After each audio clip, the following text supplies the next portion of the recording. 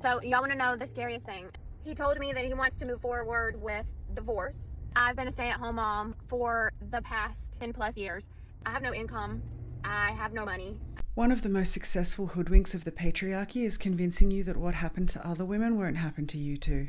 This woman is understandably distraught to find herself holding the baby, as it were, when her husband wants to divorce her after a decade of doing all of the unpaid childcare labour and the housework to support her husband in his career. Meanwhile, every single year that she is out of the workforce, her resume becomes moot. And she's just now being confronted with the awful reality of putting yourself financially at the mercy of a man when men can leave and lie and cheat and die. But what you can't say is that nobody prepares you for this, because feminists have been talking about this for literally hundreds of years now. Which leads me to conclude not that she didn't ever hear the message that putting yourself in full-time unpaid service to a man would compromise your future, but that she did hear the message and assumed it wouldn't apply to her.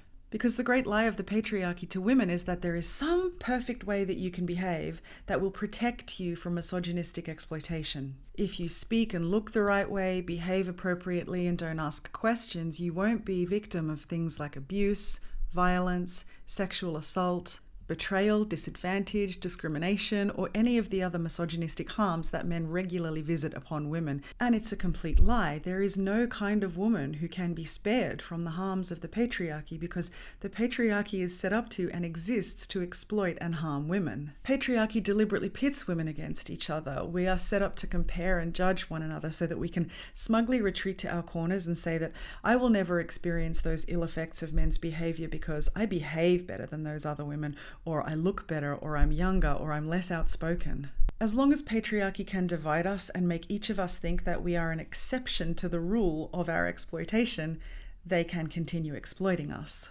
And just to be clear, I am not unsympathetic to this woman. My heart aches for her. This is a really common predicament, not just one that she individually chose badly. She said that she literally feels like a vulnerable little child who now has to run to her own mother for help because she literally cannot do anything for herself. She doesn't have access to a cent of money, even though she is a grown adult parenting children herself. And this is exactly how the patriarchy planned it, because if they can systematically demolish all of the avenues towards independence that we have, then they can completely control us.